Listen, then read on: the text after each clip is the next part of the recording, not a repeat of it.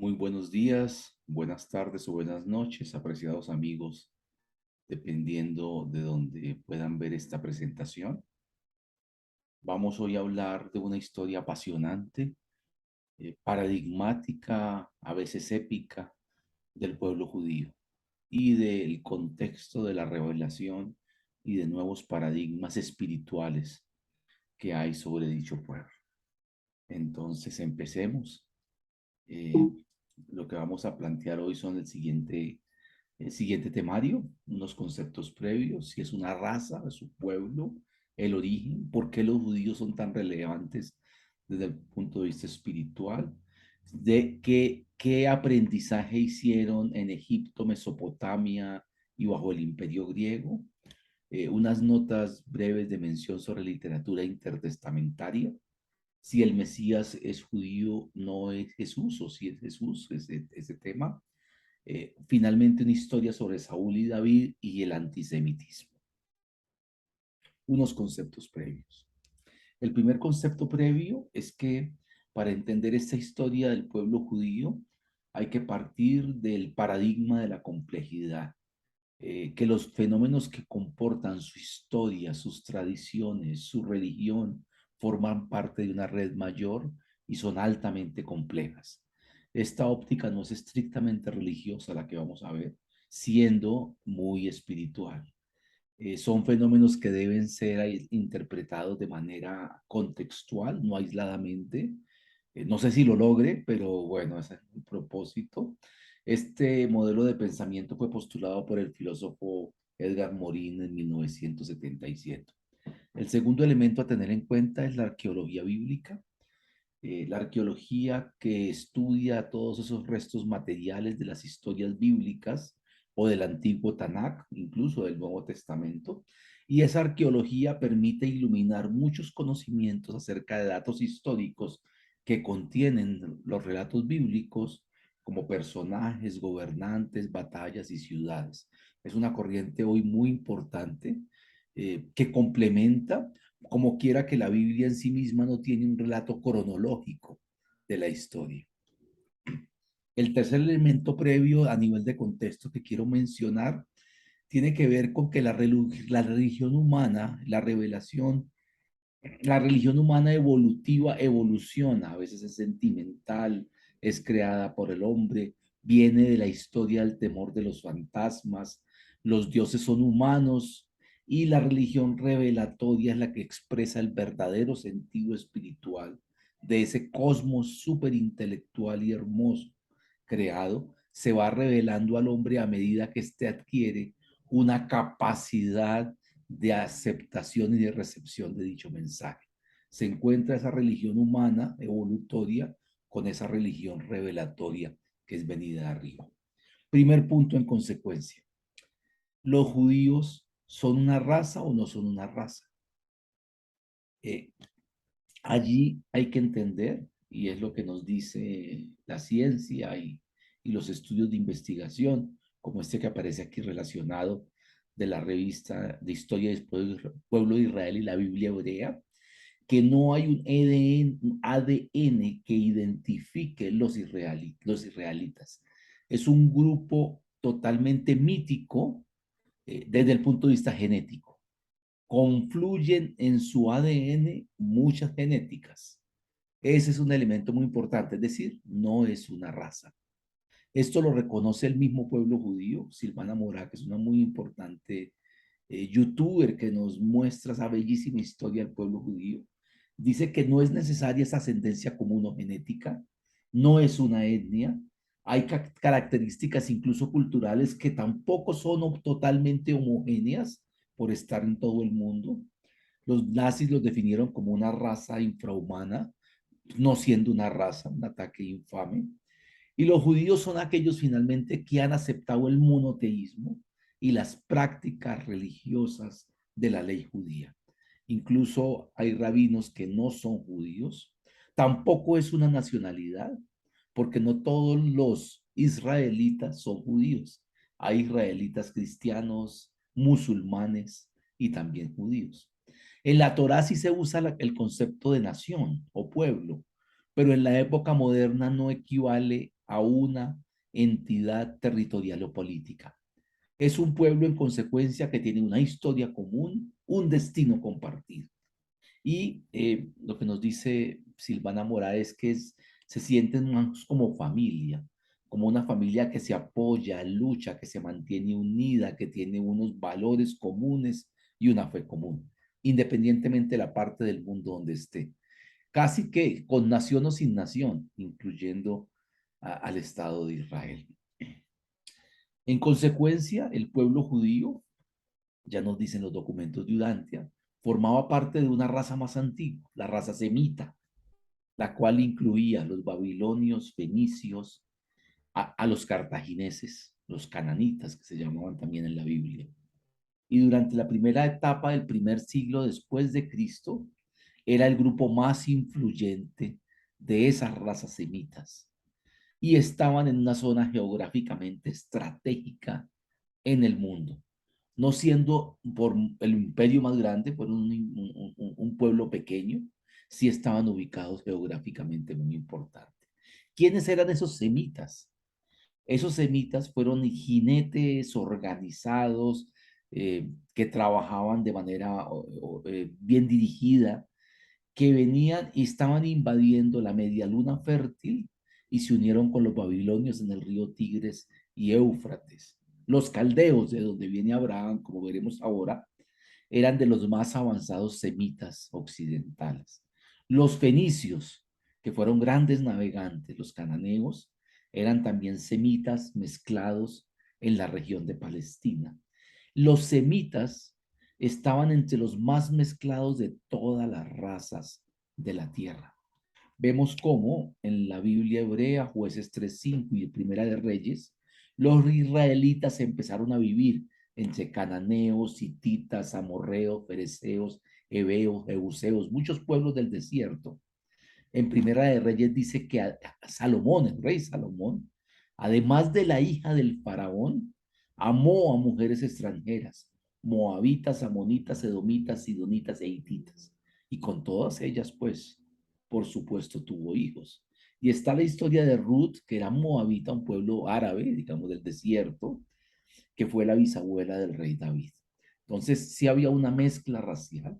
En el libro de Esdras se dice que los israelitas se casaron con mujeres hititas. Esas mujeres hititas eran un imperio de lo que correspondía la actual Turquía.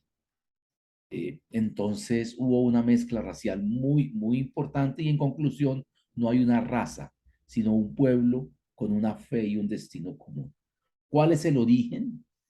El pueblo de Israel, desde el punto de vista ya arqueológico, en la tierra de Canaán, en el siglo XV, en los judíos dicen antes de la era común, nosotros decimos antes de Cristo, aparecieron registrados por primera vez en la inscripción de Menertab en 1207 antes de Cristo o antes de la era común. Y se fueron volviendo un pueblo sedentario. Como venían de Canaán, eran pueblos nómadas, seminómadas, y se sedentarizaron en el territorio de Canaán. Es el primer registro, puede que hayan llegado antes, probablemente, pero es el primer registro que aparece en la historia.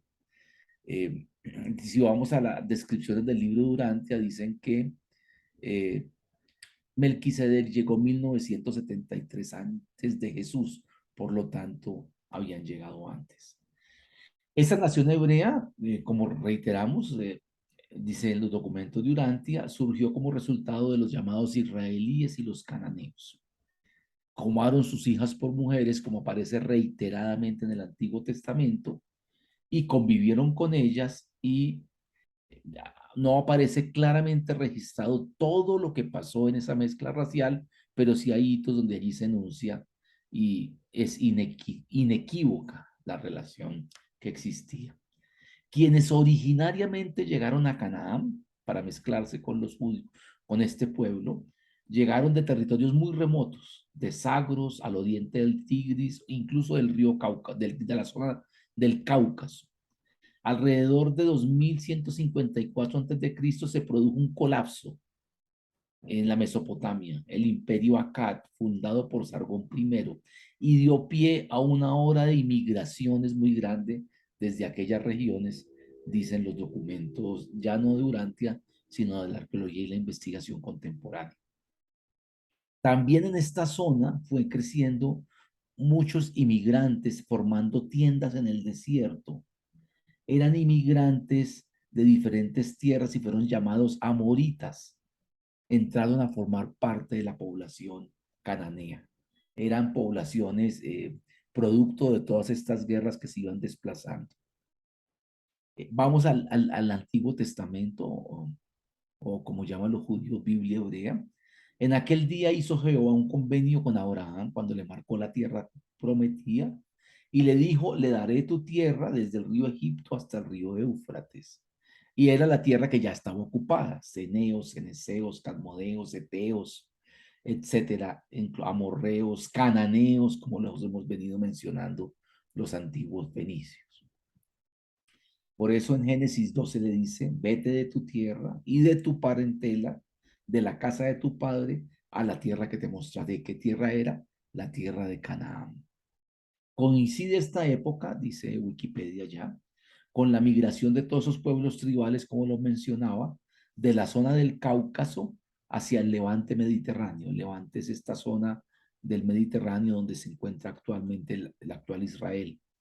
Según restos arqueológicos, era habitual en la época el modo de vida nómada, el modo trashumante. Incluso no hacía parte de la vida nómada el cerdo. Esa es quizá una explicación de por qué el cerdo no se come. Era imposible llevarlo. El Levante no son todas las culturas del Mediterráneo oriental. Según el texto bíblico, la familia de Abraham se encontraba en Ur Kadish, Ur de Caldea, Ur de los caldeos. El padre de Abraham con su hijo, Taré, el padre de Abraham con su hijo Abraham, Sara y Lot, marcharon desde Ur de Caldea.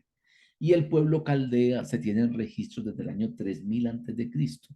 Junto con los asirios, convivían en el sur de Mesopotamia, entre los ríos, como mencionaba, Tigris y Éufrates. Se conocen también como imperio neobabilónico, de acuerdo con la historia. Según el filósofo historiador Hermann Lodel, en sus programas nos muestra cómo fue el recorrido desde Caldea hasta la actual, hasta la zona de Canaán. No podían penetrar el desierto, sino que lo rodeaban, iban hasta la parte alta y bajaban. ¿Quiénes eran esos hititas? Hay más de 60 menciones en los autores sagrados, tanto en Génesis, Éxodo, Números, Deuteronomio y todos los demás libros, citando al imperio hitita. Dice César Silva, un importante investigador del Instituto Limud, que se puede prever más de 100 autores en el Antiguo Testamento. Este era un pueblo que fue un pueblo muy grande, que se integró a la población cananita a partir de 1600 antes de la era común o antes de Cristo, eh, se fusionaron una parte de ese imperio con el pueblo judío. En el colapso del bronce reciente, ya 1200 a 1150, cuando entra ya finalmente la edad de hierro, siguieron llegando refugiados. En el bronce reciente hubo un colapso en el imperio egipcio y produjo muchas migraciones. También ocurrieron encuentros en Transjordania. Allá surgieron los pueblos de Amón, Moab y Edom, los moabitas y los edomitas. Esos recién llegados no llegaron por tierra, sino que fueron llegando a través de todas estas rutas de camino en las tierras de Canaán y en esta zona del Mediterráneo oriental. Son parientes étnicos de los cananitas y se denominaban los arameos. En la tradición judía, Abraham es el padre biológico de los judíos y del judaísmo. En los documentos de Urantia se nos dice que Abraham no fue un padre racial de todos los hebreos, ni progenitor de todos los semitas que fueron mantenidos cautivos en Egipto. Sus vástagos, sus hijos al salir de Egipto, formaron el futuro pueblo de Israel con otros hombres que se incorporaron y que no habían vivido en el cautiverio de Egipto. Fueron pueblos que se fueron sumando, nómadas y compañeros que lo eligieron bajo el liderazgo de Moisés y viajaron de Egipto a través del norte de Arabia. Entonces fueron muchos pueblos que se fueron integrando y sabemos que pues Moisés no la tuvo fácil porque había idolatría, muchas culturas allí suman y empiezan a integrar espiritual y filosóficamente esa idea de pueblo. En ese proceso fue evolucionando también el concepto de Dios. Yahvé fue un dios tribal del monte Oreb del volcán Sidaní, un dios animista. Y Yahvé era uno de los muchos dioses de la naturaleza. De hecho, en el Antiguo Testamento se menciona a Baal, se mencionan otros dioses, porque esos pueblos se van fusionando y llegan con sus dioses. Y viene después el concepto del Elión, fue el Dios altísimo del cielo que les presenta Melquisedec.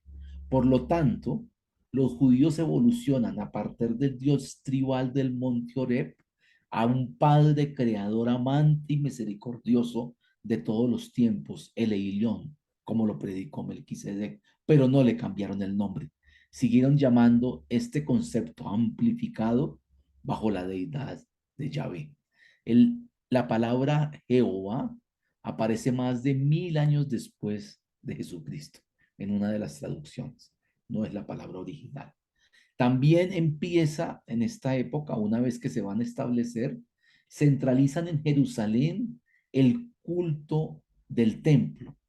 Y en ese templo empiezan a desarrollar ese Dios de las naciones y ese Padre de los mortales. ¿Por qué los judíos han sido tan relevantes desde el punto de vista religioso y espiritual en Occidente? Primero, eran, como decimos, parte occidentales y parte orientales. Contaban con dotes ideales para tener en ese ambiente cosmopolita, cultural y lingüístico del Medio Oriente, para la difusión de una buena nueva y de una religión. También en esa zona del pueblo judío pasaban las grandes carreteras que unían a Palestina con el resto del mundo. Por Palestina pasaban, o por el antiguo Israel, viajeros, comerciantes y ejércitos de Babilonia, de Asiria, de Egipto, de Siria, de Grecia, de Partia o de los persas y de Roma. Era un punto de confluencia. Algunos historiadores dicen, para pensar en los tamaños, que Egipto podía tener 4 millones de habitantes y estos pueblos que llegaban a estas zonas de Canaán podían ser cercanos a los 400.000 habitantes. Es decir, eran unas proporciones grandísimas de esos otros imperios. Fue precisamente allí, en el pueblo judío, a donde Melquisedec decide aparecer antes de Jesús. Determinado, dicen los documentos de Durantia, en gran medida por la geografía, por su ubicación central y porque era un punto de comunicación con todo el mundo civilizado de aquella época. Y llega Melquisedec, hace un pacto con el pueblo judío, mediante el cual la divinidad acuerda hacer todo y el hombre únicamente aceptar, creer y seguir sus instrucciones. La salvación se obtenía por fe y no por sacrificios, por matar animales, por hacer ese tipo de cosas que eran una práctica común. Y le encargó a Abraham la misión de mantener al Dios único. En consecuencia, muchas razones llevaron a Palestina a ser un punto, un enclave religioso muy importante. Y también razones llevaron a la selección de Palestina y de la familia de José y María para la aparición de Jesús de Nazaret en el planeta Tierra. Estos ya son historias que aparecen documentadas en el libro de Durantia. Se dice que previamente hubo un análisis de los planetas segregados, donde había habido una rebelión, y Micael, nombre antes de la encarnación, Jesús, seleccionó el planeta. Digo, acá finalmente voy a hacer mi nacimiento acá. Gabriel visitó al planeta, analizó los grupos humanos, sus características espirituales, intelectuales, raciales, geográficas y decidió que los hebreos reunían aquellas relativas ventajas para hacer este proceso de autootorgamiento o de nacimiento. Luego, con aprobación de Jesús, Gabriel envió una comisión de altísimo nivel celestial para investigar a las familias judías y analizaron tres posibles familias para esta encarnación. Y personalmente Gabriel seleccionó a José y María y le dio la buena nueva del posterior nacimiento. Esta es una historia muy linda que aparece en los documentos de Urantia. Allí también se dice que María era una mujer promedio de su generación. No había una mujer judía con una genealogía en ese momento ilustre frente a frente a su pueblo. Tenía en sus antepasados algunas muy conocidas como Ruth, Betsabé, otras no tan conocidas como Cloa, Eva, y de las cuales no tenemos muchas noticias. Pero era judía, nos dicen los documentos de Urantia, por cultura y por creencias. Pero desde el punto de vista racial, tenía una combinación de razas. Siria, hitita, fenicia, griega, egipcia, tenían una composición racial altamente heterogénea, mucho más que la de José. Esto son cosas muy nuevas en materia de análisis y estudio de todas las implicaciones espirituales de este pueblo hebreo. ¿Qué pasó cuando ellos estuvieron ya en el cautiverio? En Egipto, en Babilonia y bajo la dominación griega. En el libro de Éxodo 2:40 dice que estuvieron en Egipto por 430 años. Eso es muchísimo tiempo. Eh, ya en la arqueología bíblica también se nos dice que los egipcios estuvieron decididos a no descuidar su hegemonía y optaron por conquistar la tierra de Canaán, que quedaba al ladito. Un gran imperio con una tierra estratégica al lado, pues tenían la decisión de capturarla. Y la dominaron, según la arqueología bíblica, por casi 3 siglos, de 1460 a 1170, a finales del Bronce Tardío, antes de la era común o antes de Cristo. ¿Qué tomaron los hebreos de los egipcios? ¿Qué aportó Egipto a la consolidación de esta fe y de esta civilización hebrea judía? Primero, Ignatón o Akenatón, que fue un faraón monoteísta muy importante en la historia de la espiritualidad, en el desarrollo moral y en el crecimiento espiritual del Valle del Nilo. Él derribó todo ese culto a tantos dioses, atacó a los sacerdocios que tenían un monopolio eh, y de ellos capturaron ese sentido también, aprendieron elementos claves de Akenatón o de Ignatón eh, y se llevaron consigo ese aprendizaje. Muchas de las enseñanzas de Ignatón fueron incorporadas a la religión hebrea. Para ver también el libro de Job. El libro de Job refleja enseñanzas de la escuela de Melquisedec en Cis, pero en últimas, mucha de la cultura religiosa de Mesopotamia, lo mejor de la cultura religiosa de la Mesopotamia está en la literatura hebrea y en su liturgia, aprendida de Amenenope, que es un gran sabio egipcio, y de Akenatón. Los egipcios conservaron enseñanzas de obligación social de mesopotamios anditas más primitivos y perdidas por babilónicos recientes en los valles del río Éufrates. Pero hubo un profundo sentido de espiritualidad en algunos momentos de brillo del imperio egipcio que fueron retomados por los hebreos cautivos en Babilonia. El libro de la sabiduría de el que contenido en los proverbios eh, es desde 1922 se descubrió en una investigación muy importante que este autor, Amenenope, tenía un libro de sabiduría donde había 30 consejos para una vida exitosa, todo el tema de actitudes para una vida feliz. Se dice que es una de las obras maestras de la antigua literatura de la sabiduría egipcia y oriental. Pues de allí se tomó textualmente muchos de los preceptos del libro de los Proverbios. En el libro de los Proverbios, los capítulos 15, 17, 20 y 22, verso 17 hasta el capítulo 24, verso 22, fueron tomados textualmente del libro de sabiduría de Amenenope. El primer salmo del libro de los Salmos, esto ya de acuerdo con los documentos de Urantia, fue escrito por Amenenope y es la esencia de las enseñanzas de Akenatón. Estar o 430 años o 3 siglos inmerso en un pueblo pasa la factura de aprendizajes inevitables. En los salmos del Antiguo Testamento, de los misioneros de Salem, de la escuela de Salem, que había formado Melquisedec, escribieron muchos cantos y salmos que fueron escritos en piedra, se descubrieron durante el cautiverio y se incorporaron en himnos adscritos a autores judíos. Es así, esa fuente no es egipcia, sino es directamente de la escuela de Cis, producto de Melquisedec. La vida cultural familiar en Egipto fue importante e hizo mucho para preservar y aumentar la cultura moral. Esa vida familiar egipcia y de los pueblos judíos cautivos fue inspiración para la consolidación de un modelo de vida familiar en Palestina. Ahí concluye este tema de la importancia del pueblo egipcio en elementos estructurales de la fe judía.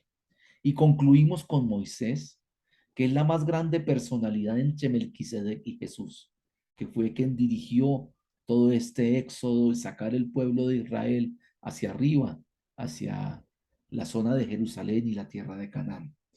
Y fue, nos dicen los documentos de Urantia, un regalo de la raza hebrea y de la familia real egipcia. Tenía las dos sangres. Era producto precisamente de esa mezcla que se dio y allí aparece pues el detalle real de toda esta historia de este personaje tan importante como fue Moisés. Vamos bien, no sé. Estos son producto de lecturas personales y de inquietudes en un grupo de estudio Amor en Durante en el que trabajamos sobre estos temas. Cautiverio en la Mesopotamia. Después fueron cautivos en Mesopotamia, habiendo salido tantos años de Egipto. A partir del 586 se toman a Jerusalén y se van presos a Mesopotamia. Y hasta el año 538 antes de Cristo, cuando Ciro el Grande conquista Babilonia, destruye el imperio mesopotámico y autoriza en el 537 a que regresen a la tierra de Israel. Entonces, termina un cautiverio y después empieza uno más corto en Mesopotamia. Durante la vida en Mesopotamia, los judíos fueron influidos por tradiciones babilónicas. Mejoraron el tono moral de esas enseñanzas que percibieron en Babilonia. Pero le agregaron durante su cautiverio en Babilonia todo ese honor y gloria de sus antepasados y de la historia de Israel. Fueron construyendo la ficción y la historia de un pueblo. Pero ¿qué percibieron de Mesopotamia? Primero, todas las tradiciones judías del cielo y del infierno, las doctrinas de diablos provienen del zoroastrismo. Zoroastro fue una persona muy importante, siglo VI antes de Cristo, en la historia de la fe de todo el Mediterráneo. Fue un gran líder religioso, digamos que importantísimo para la evolución religiosa del mundo, pero de allí tomaron en este cautiverio ideas, elementos centrales que se asimilaron bajo ese imperio político. Zoroastro, tal como los egipcios, enseñó el día del juicio. También habló del fin del mundo. Todas esas ideas de fin del mundo, de día de juicio, vienen precisamente del zoroastrismo. Termina el vivir bajo el imperio mesopotámico y después vienen los griegos. Del año 332 al 167 antes de Cristo, cuando fueron derrotados los persas por Alejandro Magno, se reparten, entra el mundo el mundo judío bajo el imperio de los griegos. Durante el tiempo del imperio griego, El judaísmo fue influenciado por filosofía helenística que se consolida en el siglo III antes de Cristo en Alejandría. El gran centro del conocimiento del mundo antiguo fue Alejandría, una ciudad bellísima, fundada por Alejandro Magno en el delta del Nilo en Egipto. Y allí se hizo la llamada compilación de la Septuaginta, que fue una traducción de la Biblia hebrea al griego para que pudiese ser leída por todos. Y en esa traducción hay elementos de esa filosofía helenística, siendo uno de los teólogos judíos más importantes que fusiona el mundo hebreo con filosofía griega, el llamado Filón de Alejandría, que subsiste hasta nuestros días como uno de los grandes filósofos de la antigüedad. ¿En dónde está la influencia griega en el mundo judío? En el estoicismo se toman elementos en el cuarto libro de los Macabeos. Hay penetración de la filosofía platónica en la sabiduría de Salomón. Ahí hay libros que se llaman deuterocanónicos, como veré ahora, que no acepta todo el cristianismo. Los judíos helenizados interpretaron las escrituras de manera alegórica y por eso la filosofía de Aristóteles pudo ser complementaria en los métodos de análisis que enriquecieron mucho el espíritu de la época. Después vino la dominación romana, digamos que no tuvieron propiamente un tiempo de libertad. Roma entró a Judea en el año 64 antes de Cristo. Los griegos se van cuando se produce la revolución o la rebelión de los macabeos. Ahí ganan los judíos y derrotan al pueblo griego. El imperio romano cambió de nombre por Judea o por Palestina en el año 135 después de Cristo, cuando hubo una rebelión tremenda de un señor que se llamó Bar Kokhba. Eh, durante todo el periodo romano, los escribas, fariseos y sacerdotes mantuvieron el pueblo judío en un profundo, una profunda sujeción al ritualismo y al legalismo, bajo ese vasallaje inicialmente y después como provincia romana.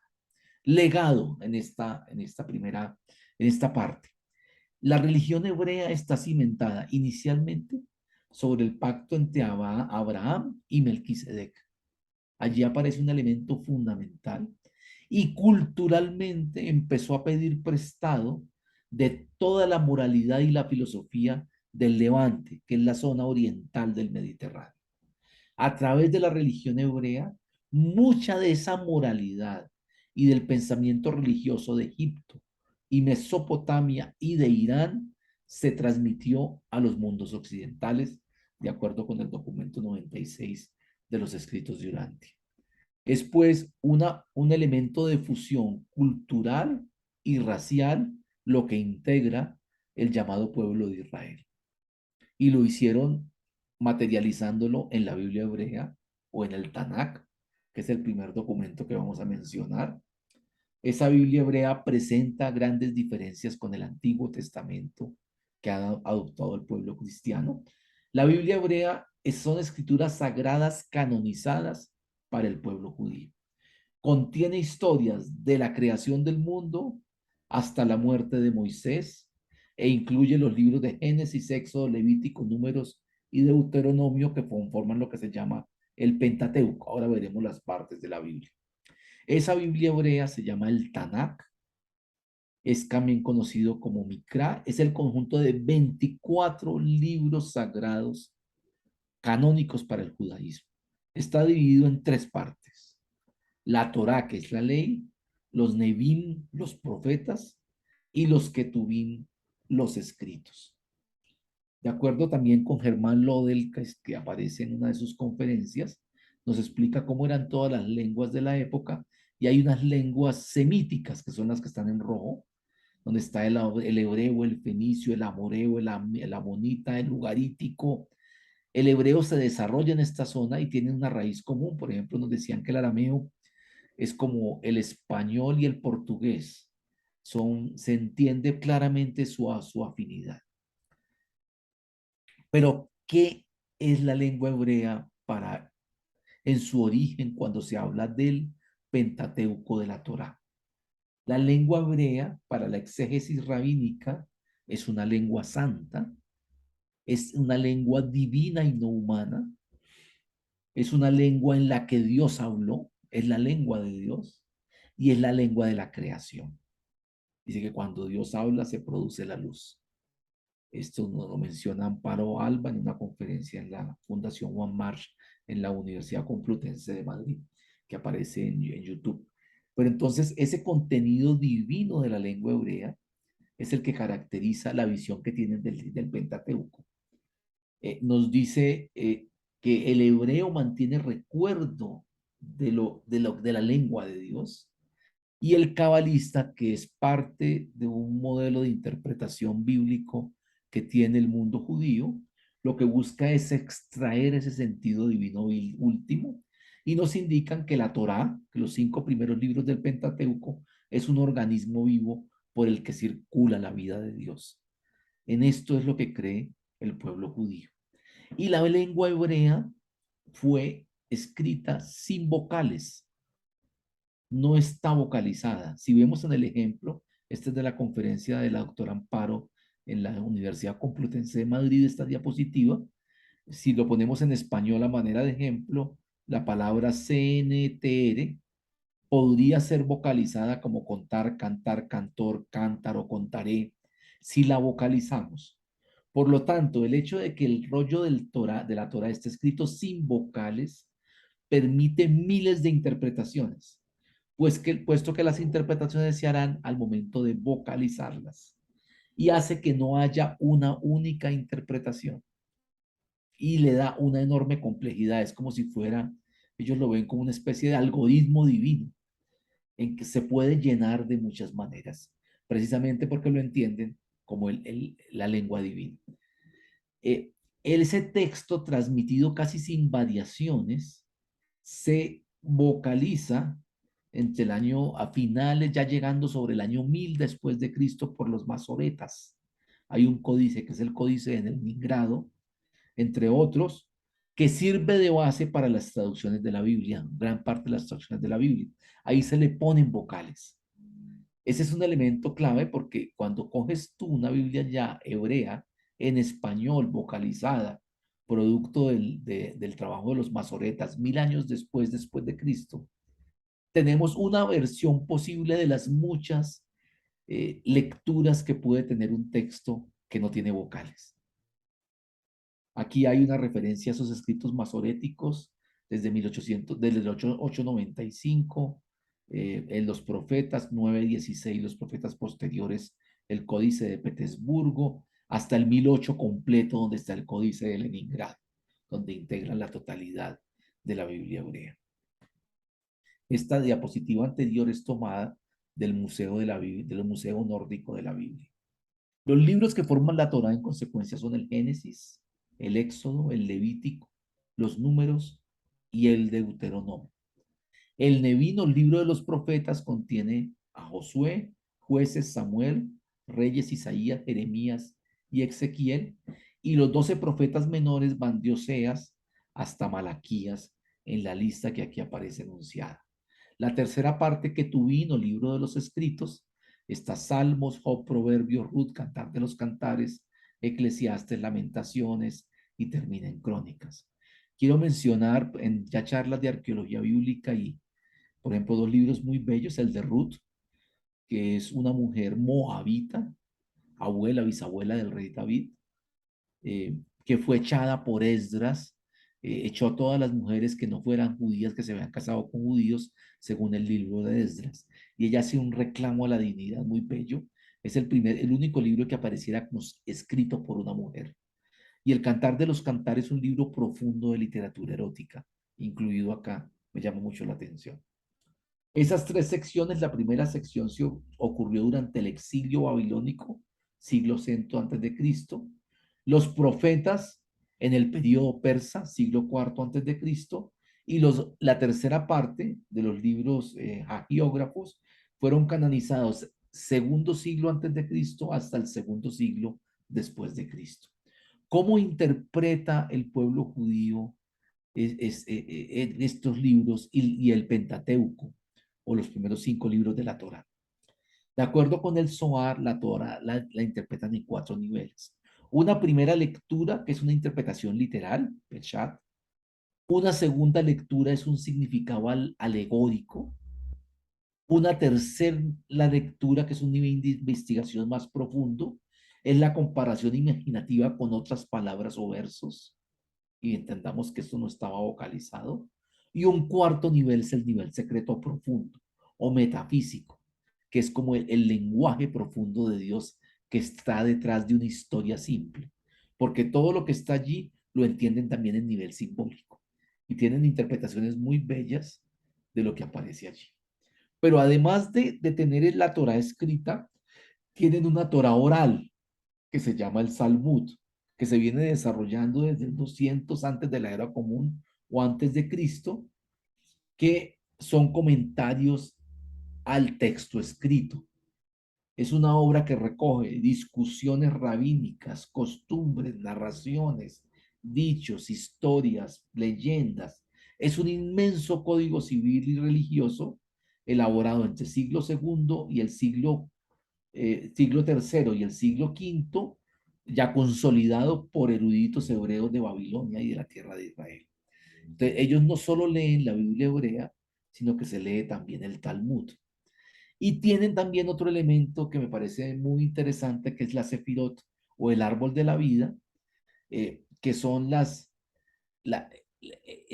cómo entienden el modelo divino, íntimamente hablando, las manifestaciones de Dios, los estadios por los que circula la vida divina, los atributos de Dios, las luces que reflejan la vida de Dios, las etapas del proceso creativo celestial a través de esas 10 manifestaciones o 10 sefirot, que son, de acuerdo con Kabbalah Mashiach, un código, un manual de meditación que lleva a un nivel de supraconciencia en donde se enlaza con la ingeniería divina, con el pensamiento divino. Es una técnica de ascenso, de acuerdo con lo que expresa el mundo judío. El Antiguo Testamento católico y ortodoxo contiene 7 libros que no tiene el Tanakh hebreo, llamados deuterocanónicos. Las traducciones de la Biblia de los grupos cristianos o protestantes se adhirieron finalmente al canon hebreo, o sea que son solo 39 libros del Tanakh, como lo tienen los hebreos y no incluyeron los deuterocanónicos. El Tanakh lo organizan distinto a como se organiza en las Biblias cristianas. Terminan con libros diferentes. Los deuterocanónicos o de la Iglesia Católica son el libro de Tobías, Judith, Sabiduría, Eclesiástico, Baruch, la carta de Jeremías y los libros de los Macabeos. ¿Por qué no se incluyeron? Dice Adolfo Reutemann, el curador del Santuario del Libro en Jerusalén, que son libros que la Biblia hebrea va hasta más o menos 400 años antes de Cristo, hasta el periodo persa, y son libros producidos después del periodo persa. Hay como, pues dice Reutemann, que hay libros bellísimos como el libro de Judith, que perfectamente habrían podido clasificar, pero hubo un corte de cuentas y no se permitió incluir más libros. En el Concilio de Roma del año 382 se definió el canon completo de lo que sería la Biblia, integrando Nuevo Testamento con la Biblia hebrea en 46 libros del Antiguo Testamento y 27 del Nuevo Testamento. Ese es el canon pues que se utiliza y los protestantes eliminaron los deuterocanónicos. ¿Qué reconocimiento hace de la Biblia hebrea o del el libro Durante? El valor de los profetas. Dice que la mayor hazaña en la evolución de la religión se vio en estos profetas que trabajaron de manera ininterrumpida la evolución de un concepto bárbaro del demonio salvaje Yahvé, del volcán del Sinaí, a un Dios excelso, creador de todas las cosas y Padre amante, superando ese politeísmo que existía allí. Fue el concepto humano más elevado del Padre universal hasta Jesús de Nazaret. El primero de ellos fue Samuel, el primero de los profetas, que era un hombre rudo, decidido, un reformador práctico, pero habló siempre de Yahvé invariable, perfecto, e infalible. En esos tiempos, Yahvé era un Dios caprichoso, era el Dios de la guerra, que se lamentaba de las cosas que se había hecho, muy humanizado, muy en la religión, desde el punto de vista muy humano. Y por primera vez de que salieron de Egipto, escucharon esa visión de la divinidad y el pacto, se reiteró el pacto de Melquisedec con Abraham. Renovó el tema de sinceridad de Dios, confiabilidad, cumplidor de pactos, un Dios que no desampara a su pueblo, que hizo un pacto perpetuo y que será guardado. Vamos al segundo gran profeta, Elías, siglo X antes de Cristo. Se dividió el mundo egipcio, judío en dos reinos, el reino de Israel y el reino de Judá, y tuvieron guerras y celos y recelos permanentes. En este caso, Elías preservó el avance de la religión hebraica judía en el norte, restauró el concepto de Dios similar al de Samuel que trabajó en los días anteriores. Tuvo la posibilidad de presentar un concepto avanzado de Dios. Digamos, no tuvo mucha oportunidad, dicen los documentos de Urantia, por estar atacando al dios Baal y a demoler sus ídolos. Era el dios de los anteriores pueblos y que terminó preservándose. Entonces se opuso, se enfrentó y fue una tarea, dice que más gigantesca incluso que la del mismo Samuel. Cuando Elías muere, Eliseo, que era su asociado fiel, continúa con la tarea, con Micaías, que es otro profeta, a la luz de la verdad vive en Palestina. Para los judíos, los profetas recibían esta misión directamente por encargo divino. Cuando se cerró la idea de Elías y la de Eliseo, había una adoración suprema de Yahvé, se había restaurado la idea de un creador universal tal como la había dejado Samuel. Vino Amós, fue un descubridor de nuevos conceptos de la verdad, de la deidad, frases como aquel que formó los montes y creó el viento, también hizo las Pléyades y el Orión, torna la sombra de la muerte en amanecer, etcétera. Altamente poético, proclamó un Dios de todas las naciones, eh, trabajó mucho el concepto de la rectitud, fue muerto a pedradas, pero salvó un concepto de verdad que se mantiene, asegurando la evolución posterior de la revelación de Melquisedec. Oseas proclamó esperanza y perdón. Su mensaje siempre fue: tendré compasión de mi pueblo, no conocerán otro Dios sino a mí, porque no hay Salvador fuera de mí. Predicó el perdón mediante el arrepentimiento y no por sacrificios. Habló siempre de un evangelio de amor y misericordia. Llegamos a Isaías, que predicó una naturaleza eterna de Dios y de sabiduría infinita. No temer, la canción es fortaleza en el Señor, levántate, resplandece, ha venido sobre tu luz y la gloria del Señor ha nacido sobre ti. Isaías fue muy importante en ese sentido, en que el alma se engrandece, se alegra frente al Señor con las vestimentas de la salvación. Después va Miqueas y Abdías, valientes mensajeros que atacaron y denunciaron rituales sacerdotales crueles, eso de la muerte de niños, sacrificios de animales, cosas absolutamente atroces y desagradables, como atentatorias contra una verdadera espiritualidad. Miqueas por eso decía: me presentaré ante Dios con ofrendas de holocausto. Se alegrará Dios si le ofrezco 1000 carneros o 10,000 arroyos de aceite. Si le doy mi primogénito en pago. Cuestionó todo ese mundo del sacrificio que era pues un negocio del sacerdocio judío.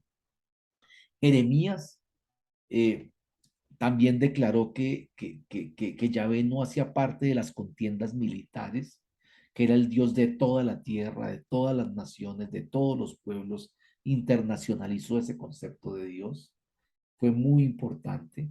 Era el Dios que no había Osiris, ni Bel, ni Dagon para los filisteos, que estaba por encima de todo.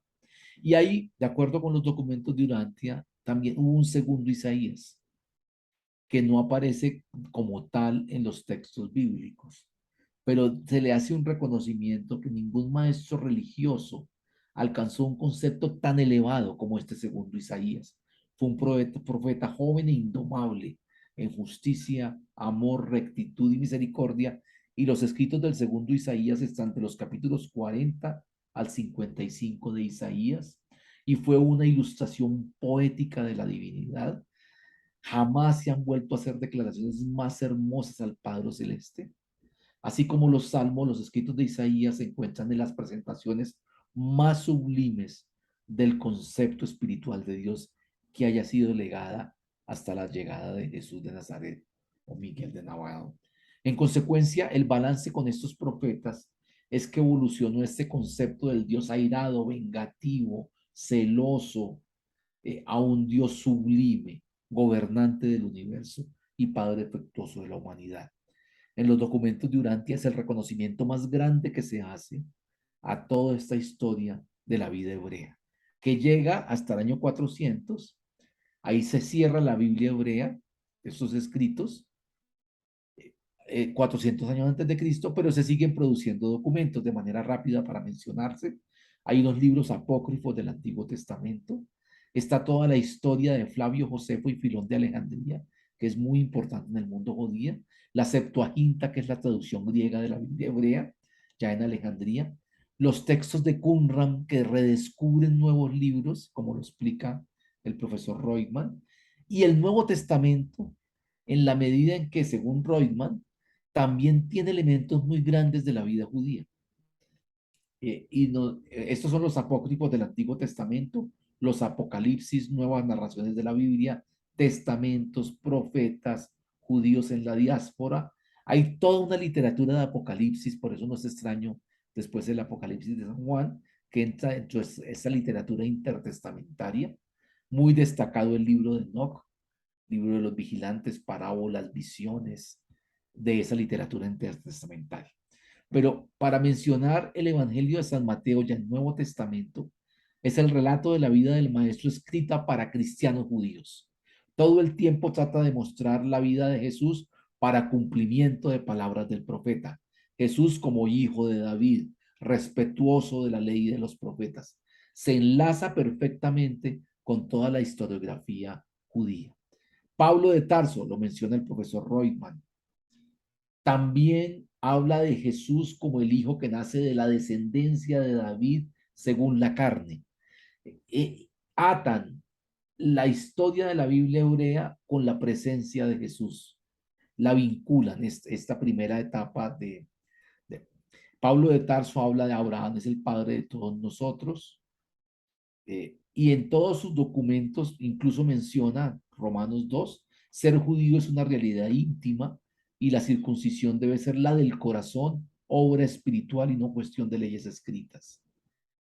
El profesor Reutemann muestra que en Pablo de Tarso, en Romanos, hay una profunda connotación de la tradición judía que aparece inmersa y cristianizada en este apóstol. Ya nos vamos a la Septuaginta, esto es el Museo Nórdico de la Biblia, en la traducción que se hace en Alejandría, por ejemplo, en Isaías 7:14, citado en Mateo. En Isaías 7:14 en hebreo se menciona aquí que la doncella está encinta y concebirá dar un hijo. Y en la traducción, en la referencia ya bíblica que hacen los escritos posteriores del Nuevo Testamento, tomando la Septuaginta, se cambia la palabra doncella por la palabra virgen. Como si se tomara la Biblia hebrea para ratificar los hechos milagrosos y la presencia y el mensaje de Cristo. En conclusión, la religión cristiana es una religión sobre la vida y enseñanzas de Cristo que se basó en la teología del judaísmo y asimiló enseñanzas zoroastristas y filosofía griega. Y ahí se recoge pensamiento de Filón de Alejandría, de Pedro y Pablo de Tarso. ¿Por qué el Mesías de la Biblia hebrea no es el Jesús para los judíos? Porque ellos no lo consideran eh, Jesús. Para ellos, en la Biblia hebrea, en su Biblia, los profetas Isaías, Jeremías y Ezequiel definen una era mesiánica, que la presencia, voy a cerrar un poco la ventana, perdón. y que en esa era mesiánica va a haber una paz absoluta. Isaías capítulos 11 y 12. Que el pueblo de Israel con el Mesías va a regresar a Israel luego del exilio en todo el planeta Tierra. Que ese va a ser un hijo del linaje de David y que como quiera, que aparece registrado como eh, hijo del Espíritu Santo, no hace parte del linaje de David y que va a reconstruir el templo de Jerusalén. Por lo tanto, ellos consideran que no es su Mesías. Le dan el mismo rango de Bar Kokhba. En los tiempos de Jesús no había un concepto establecido de origen, destino e historia que se fue construyendo, pero sí tenían una gran separación con el mundo gentil. Tenían un desprecio total por el mundo gentil y tenían un concepto preconcebido, dice los documentos de Urantia, del prometido Mesías, de un Mesías como parte de su historia nacional y racial. Por eso no aceptaron a Jesús. Ya estamos en la parte final, vamos a hablar de Saúl y David, que aquí se desmitifica en los documentos de Irantia. Hay una diferencia entre la historia sagrada y la historia profana. En la historia como se nombró como rey David, como rey en el Antiguo Testamento. Nos dicen ya los documentos de Urantia que después de la derrota de los amonitas, Saúl fue hecho rey por sus tropas. No participaron los sacerdotes. Los sacerdotes más adelante introdujeron la idea de que el profeta Samuel coronó a Saúl como rey, de acuerdo con directrices divinas, para establecer un linaje divino. Ya en los documentos de Urantia no se reconoce el linaje divino en estos reyes materiales de la antigua Judea. La mayor de todas esas distorsiones, dicen los documentos, se produce con David, porque después de la victoria de Saúl sobre los amonitas, los filisteos, que eran las tribus del mar, llegaron a atacar a clanes norteños. Pero David y Saúl no estuvieron de acuerdo. Y David se alió con los filisteos. Y esa aliada con los filisteos permitió que derrotaran a Saúl. Y no lo pudiesen haber hecho si David no lo hubiese traicionado. David se estableció en la ciudad que en ese momento no era hebrea de Hebrón, lo proclamaron como rey del reino de Judá y estaba muy lleno de elementos no hebreos, ceneos, calevitas y otros cananeos. Y David construyó esa ficción de un reino divino de Judá como sucesor de una herencia del reino norteño efrateo. La tribu cosmopolita de David era más gentil que judía, pero los ancianos de Efraín le ungieron como rey de Israel. David hizo un pacto conjunto con Jebuseos, estableció su capital del reino definitivamente en Jerusalén, pero no se considera una historia sacra, ni hay un linaje del rey David. Entonces, para concluir en esta primera parte, se reconoce profundamente la labor de los profetas en la construcción de la idea de un Dios único, como lo pudimos ver, pero no se reconoce ni un componente racial, ni un linaje divino, ni un linaje espiritual en los reyes materiales que reinaron, como en el tema de Saúl y en el tema de David, desmitificando. Ya para concluir, quisiera hacer una mención sobre antisemitismo. El antisemitismo se produce durante el primer milenio de la era cristiana. Toda la jerarquía europea católica solidificó doctrinas como todos los judíos son responsables de la crucifixión de Cristo, la destrucción del templo por los romanos fue un castigo divino y alcanzó su auge en la Edad Media. Se desarrolló un odio profundo eh, contra el pueblo judío. Incluso habiendo hecho tareas tan maravillosas como la traducción de la Biblia, Lutero escribió un libro que se llama Sobre los judíos y sus mentiras e hizo campaña contra los judíos en Sajonia, Brandenburgo y Silesia. Sus principales obras fueron Sobre los judíos y sus mentiras, Del nombre incognoscible y las generaciones de Cristo, donde ataca de manera directa al pueblo judío. En la antigua Alejandría, una comunidad importante judía, fueron expulsados por Ciro de Alejandría en el año 415. Se desarrolló un odio brutal, injustificado, atroz contra el pueblo judío. Acá hay una ilustración de los judíos en el infierno de 1180 de Landsberg. Algunos clérigos decían, por ejemplo, que los judíos habían llevado las pestes, como la peste negra. En los siglos X y XI, estas doctrinas se endurecieron y unificaron. Y esa doctrina vivió en el alma de toda esa sociedad europea y por eso no es extraño pensar en lo que pasó después en el Holocausto nazi. En el catolicismo, el antijudaísmo se mantuvo hasta Juan XXIII y el Concilio Vaticano II, es decir, solo hasta mediados del siglo XIX, el siglo XX, perdón, se empezó a derruir la historia, la idea de un antisemitismo, de un odio al pueblo judío. En el cristianismo de Oriente, eh, el Vaticano II no fue aceptado y se sigue en muchos sentidos exculpando al pueblo judío de la responsabilidad colectiva por la crucifixión de Cristo. Y todas las teorías de conspiración antisemitas que abundan en el mundo islámico encontraron terreno fértil en el Oriente Medio. Hasta el día de hoy, las enseñanzas de las iglesias del Medio Oriente y la teología del reemplazo, que es la que rige, dice que debe ser reemplazado el mundo judío por el mundo cristiano y se entiende así por muchos protestantes. ¿Qué es crítico en esto? Eh, la visión de los cristianos, digamos, los musulmanes, no había un odio al pueblo judío y la importación del antisemitismo europeo fue el que llevó al Medio Oriente y fue absorbida por el Islam. En el libro Semitas y Antisemitas de Bernard Lewis, los musulmanes no habían visto al judaísmo como una amenaza importante. No fueron los musulmanes, sino los cristianos quienes trajeron el antisemitismo moderno a toda la región antes que los muftíos de Jerusalén y la hermandad musulmana comenzara a incorporar propaganda nazi en sus escritos. Nabil al-Had, el autor del primer libro antisemita que apareció en árabe, Los secretos de los judíos de 1893, fue un cristiano levantino, un cristiano de esta región del mundo. Entonces, hay una responsabilidad histórica profunda con este interesantísimo y bello pueblo judío que ha sido perseguido de manera atroz.